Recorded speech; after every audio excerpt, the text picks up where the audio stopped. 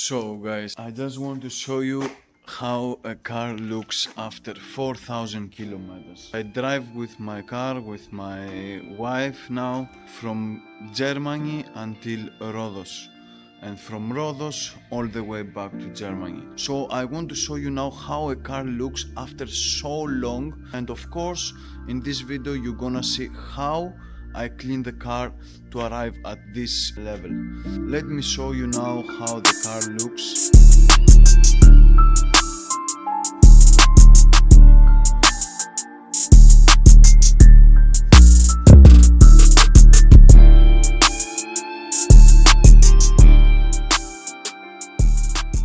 And don't forget, have two ceramic coatings on it. It's actually a good test to see if they are still active or if they are still intact. Let's test Gion, I have to say. Let's see how their coatings are. I hope it's still on, and I hope they will still come out, the beading and every other effects that the ceramic gives to your car. As you can see, it has everything like raindrops, tree drops, air drops, everything that you can imagine. Raindrop, full of bugs. Here front is full of bugs. If you go on the side, here on the side it's full with bugs. Here everywhere is from the rain, from the diesel.